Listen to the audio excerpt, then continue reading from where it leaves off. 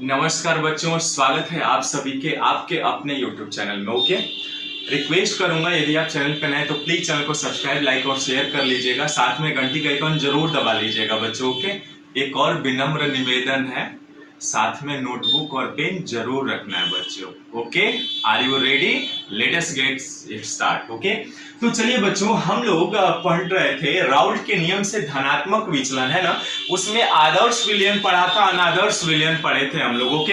अनादर्श विलयन क्या होते हैं, उसके दो प्रकार थे, एक धनात्मक विचलन और दूसरा ऋणात्मक विचलन। ओके, धनात्मक विचलन प्रदर्शित करने वाले अनादर्श विलयन कौन कौन से होते हैं, इसका बहुत सारे कॉन्सेप्ट हम लोगों ने समझ लिया है। ठीक है, कुछ बेसिक और बचे हैं, उनको भी सीख लेते हैं। जैसा कि हमने सीखा था कि जब एथेनॉल और एसीटोन का विलयन हम तैयार कर रहे थे तो उसमें क्या हो रहा था, एथेनॉल के अणुओं के बीच ज्यादा आकर्षण बल हो रहा था और एसीटोन के अणुओं के बीच क्या हो रहा था, ज्यादा आकर्षण था। जैसे ही एसीटोन एंट्री मारता है एथेनॉल के अणुओं के बीच में दरार उत्पन्न करता है, अर्थात विलन की एंट्री होती है बच्चों। ठीक है, तो उस वक्त क्या होता है कि उनका आकर्षण बल यानी कम हो जाता है। ठीक है, आइए उसको उदाहरण से देखते हैं। ये जो लिखा हुआ है ना मैंने, ये एक बेसिक कॉन्सेप्ट है, आप एग्जाम्पल को देखते ही सारी चीजें लिख लेंगे। ठीक है, चलिए सबसे पहले मैं क्या लेता हूं, देखिए यहां पे मैं एथेनॉल लेता हूं। ठीक है, एथेनॉल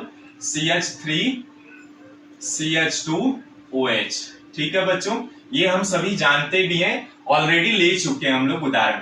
एथेनॉल के अणुओं के बीच हमारे पास क्या था, आकर्षण बल ज्यादा था, है ना। यानी इनके बीच देखिए, ये ऑक्सीजन जो है अधिक विद्युत ऋणात्मक तत्व है ना, और हाइड्रोजन के साथ है, इसलिए यहाँ पे हाइड्रोजन बंध बन रहा है। क्या बन रहा है बच्चों, हाइड्रोजन बॉन्ड बन रहा है। ठीक है, जैसे ही आप एसीटोन COO CH3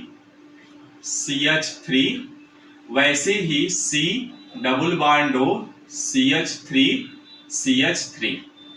ठीक है, अब इनमें देखिए यहां पे एसीटोन के भी दो मॉलिक्यूल्स है, एथेनॉल के भी है, इनके बीच बहुत अधिक आकर्षण बल है। ठीक है, जैसे ही इनका विलयन आप तैयार करते हैं बच्चों, ये हमारे पास क्या होता है, एथेनॉल के अणुओं के बीच CH3 CH2OH के बीच हमारा एसीटोन महाराज आ करके विलेन की एंट्री मारते हैं, और विलेन की एंट्री मारने की वजह से इनके बीच जो आकर्षण बल था बच्चों वो बहुत कम हो गया, है ना। अब ये जो एसीटोन महाराज है ना, ये विलेन का काम कर रहे हैं। अब यहाँ पे क्या है, देखिए यदि इसको हम A मान लें और इसको B मान लें तो यहाँ पर A और B बचा। ठीक है, यानी यहाँ पे जो अणु है वो A के बीच आकर्षण बल हो रहा है, यानी अन्योन्य क्रियाएं हो रही है, A के बीच अन्योन्य क्रियाएं हो रही है, यहाँ पर B के बीच अन्योन्य क्रियाएं हो रही है ना। यहाँ पर देखिए B के बीच। अब यहाँ पर आप देखिए, जैसे ही इनके बीच अन्योन्य क्रियाएं जाते हैं तो ये ज्यादा उड़ नहीं पा रहे हैं इनके मॉलिक्यूल्स, तो इसलिए इनका वेपर प्रेशर क्या होता है, कम होता है। इनके भी बीच सेम कहानी है, लेकिन जैसे ही A B के बीच आकर्षण बल अन्योन्य क्रियाएं कम हो रही है। क्यों कम हो रहे हैं, क्योंकि एसीटोन यहाँ पे एंट्री मार रहा है ना विलेन का, तो यहाँ पर इनके बीच आकर्षण बल कम हो रहा है, यानी ये एथेनॉल के अणु ज्यादा उड़ पा रहे हैं, है ना, और ज्यादा उड़ेंगे तो वाष्प दाब ज्यादा बनाएंगे, ऐसे ही है ना। अब यहाँ पर देखिए, इनका यदि आकर्षण बल हम मान ले रहे हैं की वजह से इनमें दाब PA0 है और इनके बीच PB0 है ना, तो यहाँ पर जो P टोटल होगा वो क्या होगा, देखिए दाब कब ज्यादा होगा, इनके बीच आकर्षण बल ज्यादा होंगे, ये कम उड़ेंगे, यानी PA कम होगा, PB यहाँ पर भी कम होगा, लेकिन P टोटल जो होगा वो ज्यादा होगा। यानी यहाँ पर हम क्या कर सकते हैं, P टोटल जो है वो ज्यादा होगा PA प्लस PB के, या P टोटल ज्यादा होगा PA0 X से, या P टोटल ज्यादा होगा PB0 XD, है ना। इससे हमें ये स्पष्ट हो रहा है बच्चों, है ना। अब इनके बीच देखिए A के बीच अन्योन्य क्रियाएं और B के बीच अन्योन्य क्रियाएं ज्यादा हैं, लेकिन A B के बीच अन्योन्य क्रियाएं कम है, तो इस स्थिति में हम कह सकते हैं कि ए का जो आकर्षण बल है और बी का आकर्षण बल ए बी के आकर्षण बल से ज्यादा होगा, लेकिन इनका दाब जो होगा वो अधिक होगा। वही पहला लाइन कह रहे हैं, देखिए आसान हो गया ना। इन विलयनों में उपस्थित प्रत्येक अवयव ए व बी के आंशिक वाष्प दाब राउल्ट के नियम से निर्धारित किए गए वाष्प दाब से अधिक होता है। वही चीज PT is greater than PA plus TB यहां पर हमने माना। ठीक है, समझ में आया पहला पॉइंट। दूसरा पॉइंट क्या कह रहा है, देखिए इस प्रकार का विचलन उन विलयनों द्वारा प्रदर्शित किया जाता है जिसमें ए व बी के मध्य आकर्षण बल ए बी के मध्य आकर्षण बल से अधिक होता है। सेम कहानी जैसे यहाँ पे हमने अभी समझा ना कि ए बी के बीच आकर्षण बल क्या होगा, कम होगा, यानी अन्योन्य क्रियाएं जो हैं वो क्या हो रही हैं, अधिक हो रही हैं, तो ये ज्यादा उड़ रहे हैं और इनका ज्यादा वाष्प दाब हो रहा है ना, यहाँ पे दाब होगा। ठीक है, ज्यादा वाष्प दाब हो रहा है यानी पी टोटल इज ग्रेटर होगा, है ना, ये इनके बीच।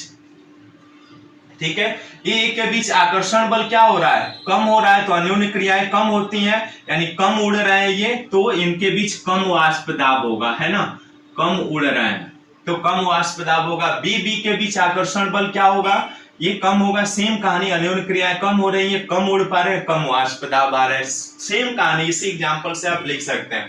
थर्ड क्या कह रहा पॉइंट, ए व बी अवयवों को मिलाने के बाद विलयन का आयतन अधिक हो जाता है। मतलब जैसा कि राउल्ट में क्या होता है, डेल्टा भी यानी आयतन परिवर्तन जो है वो शून्य था, लेकिन यहाँ पर क्या होता है, कम होता है। क्यों? क्योंकि यदि बराबर हो जाएगा तब तो आदर्श विलयन हो जाएंगे। ऐसा क्यों? क्योंकि देखिए जैसे ही ये यदि 5 ml है और इसमें 5 ml ये भी है, बी भी है ना, ये ए है ये बी है, तो ये मिल करके कितना बनेंगे, ये 10 ml बनेगा ना, लेकिन ये 10 ml नहीं बन रहा है, ये कुछ कम बन रहा है यानी 9 ml। हो सकता हो कुछ गिर गया हो या कुछ ऑब्जर्वेशन हो गया हो, है ना। यानी ए व बी के अवयवों के मिलाने के बाद विलयन का आयतन अधिक होता है, यानी डेल्टा भी का मान जो है वो अधिक होगा ए डेल्टा भी और प्लस डी डेल्टा बी के, है ना। चौथा भी वही कहानी कह रहा है कि अवयव ए व बी को मिलाने पर ऊर्जा का अवशोषण होता है, अर्थात एंथैल्पी परिवर्तन धनात्मक होते हैं, यानी डेल्टा एच का मान जो है, डेल्टा एच का मान क्या होता है बच्चों, पॉजिटिव होता है बच्चों। ठीक है, यानी इसका मतलब हम जानते हैं कि केमिस्ट्री में ज्यादा आकर्षण बल होगा तो ऊर्जा मुक्त होती है, ऊर्जा बाहर की ओर निर्गत होती है। ठीक है, लेकिन जैसे ही कम आकर्षण बल होता है ऊर्जा का अवशोषण हो जाता है बच्चों। ठीक है, ये हम सभी जानते हैं केमिस्ट्री के कॉन्सेप्ट्स एंड बेसिक जो थ्योरी है। तो सेम चीज वही कह रहा है, डेल्टा एच का मान क्या होता है, यहाँ पे धनात्मक होता है। अनादर्श विलयन, धनात्मक विचलन प्रदर्शित करने वाले अनादर्श विलयन का जो एग्जाम्पल है, बहुत सारे एग्जाम्पल्स हैं, एथेनॉल प्लस एसीटोन जैसा कि हमने समझा, वैसे ही ये CH3OH प्लस H2 या C2H5OH प्लस साइक्लोहेक्सेन या एसीटोन प्लस ईथर या CH2 प्लस एसीटोन, ये सभी हो सकते हैं। ठीक है, अब देखिए जैसे ही आपने इसमें मिला, यानी इनके बीच जो प्यार मोहब्बत था ना बच्चों, वो कम कर दिया किसने, विलेन की ने एंट्री मारा, है ना। तो इसलिए यानी जो बंदा ज्यादा फ्री होता है वो क्या होता है, ज्यादा एक्टिव होगा, है ना, तो उनका आकर्षण बल कम, यानी ये ज्यादा उड़ रहे हैं इसलिए इनका वाष्प दाब क्या होता है, अधिक होता है बच्चों। ठीक है, इसका फटाफट स्क्रीनशॉट ले लीजिए, फिर इसका एक ग्राफ देखते हैं धनात्मक विचलन प्रदर्शित करने वाले आपके अनादर्श विलयन को। ठीक है, देख लिया आपने। अब चलिए इनके बीच जो आकर्षण बल है ना बच्चों, ग्राफ जैसे ही आप खींचेंगे इनके बीच, मैं इसको हटा रहा हूं, इनका ग्राफ खींचता हूं। ठीक है, देखिएगा ध्यान से, थोड़ा रिक्वेस्ट करूंगा साथ में अकेले में शांति से बैठ करके बच्चों पढ़िएगा।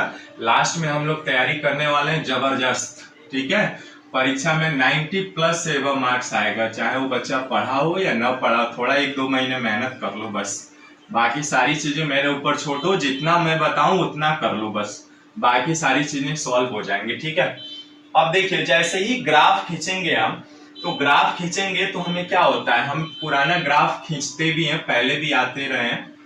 यहाँ पे ग्राफ खींचता हूँ। ठीक है, यहाँ पे मैं वाष्प दाब को ले रहा हूँ, है ना, वाई एक्सिस पे, और यहाँ पे कंपोजिशन को ले रहा हूँ, संगठन को। ठीक है ना, यानी कंपोजिशन जिसको आप कहते हैं इंग्लिश में। कंपोजिशन का मतलब जानते हैं क्या होता है, किन किन चीजों से मिल करके बना होता है। दवाई देखे होंगे ना आपने, दवाई देखा होगा तो उस पे देखते हैं, पढ़िएगा कार्बन कितना % है, हाइड्रोजन कितना है, ये सारी चीजें उस पर लिखी हुई हैं होती हैं, ठीक है। अब देखिए जैसे ही आप ग्राफ खींचे हैं तो आपने माना था x1 बराबर 1, x2 बराबर 0, ठीक। दूसरे एक्सिस पे आपने माना था x1 बराबर 0 और x2 बराबर 1, है ना। इनका ग्राफ खींचा था तो x1 का ग्राफ क्या होता, 1 था, है ना, 1 था और 1 से 0 हो रहा है, तो इसका ग्राफ वाष्प दाब यहाँ पे क्या था, PA0 था, है ना। वैसे ही PA0 क्या हो रहा है, 1 से कम हो रहा है ना, तो ये 0 के तरफ अग्रसर हो रहा है बच्चों। देखिए ये 0 के तरफ आ रहा है यहाँ पे। अब यहाँ पर देखिए जैसे x2 बराबर 1 हुआ तो यहाँ पे आपका क्या आ गया, दूसरा वाष्प दाब आ जाएगा x2 का, यानी यहाँ पे जो वाष्प दाब आ रहा है वो PV0 आ रहा है ना बच्चों, ये हम जानते हैं। अब PV0 भी क्या हो रहा है, 1 से 0 की तरफ आ रहा है, तो इसका भी ग्राफ क्या आ रहा है, यहाँ पे नीचे से ऊपर से नीचे की ओर आ रहा है, ठीक है ना बच्चों, यहाँ पे आ रहा है। और इसका आप मिला देते थे तो ये टोटल हो जाता था P टोटल, है ना। लेकिन यहाँ पे ये तो ग्राफ था राउल्ट के नियम से, लेकिन धनात्मक विचलन यानी देख रहा है पॉजिटिव प्रदर्शित कर रहे हैं, यानी अधिक हो रहा है। यहाँ पे जो है P टोटल है वो बड़ा है किससे, PA0 XA से। P टोटल बड़ा है आपका PV0 XB से, है ना, ये हम जानते हैं। या P टोटल बड़ा है PA प्लस PB के, या P टोटल बड़ा होगा PA0 XA से, है ना, प्लस PB0 XB से, है ना, ये हो सकता है बच्चों। तो अब क्या होगा, जैसे देखिए अब यहाँ पे ये वाली लाइन है तो ये क्या ग्राफ होगा, इसका ग्राफ ऐसे उठा हुआ आएगा, प्रदर्शित कर दीजिए, है ना, ये प्रदर्शित करिए उठे हुए ग्राफ से, है ना, यहाँ पे। अब ये कौन सा ग्राफ हो जाएगा, ये क्या ग्राफ होगा, ये आपका P टोटल जो है वो बड़ा होगा PA0 XA से, ठीक है। अब ऐसे ही ये वाला जो ग्राफ है ये भी उठेगा बच्चों यहाँ पे, तो ये कौन सा ग्राफ हो जाएगा, P total is greater than PB0 XB के, है ना। और ये फाइनल वाला जो ग्राफ उठेगा बच्चों ये भी उठा जाएगा, यानी P टोटल जो है इज ग्रेटर देन क्या होगा, PA प्लस PB के, है ना, ये हो जाएगा। तो इस तरह से बच्चों ये ग्राफ खींचते हैं हम आसानी से धनात्मक विचलन प्रदर्शित करने वाले अनादर्श विलयनों के, ठीक है। अब मिलते हैं फिर बच्चों नेक्स्ट वीडियो में, ऋणात्मक विचलन प्रदर्शित करने वाले अनादर्श विलयन क्या होते हैं उनको समझेंगे। ओके, चैनल को प्लीज सब्सक्राइब, लाइक और शेयर करिएगा, हमें भी सपोर्ट करिए। Thanks for watching this video.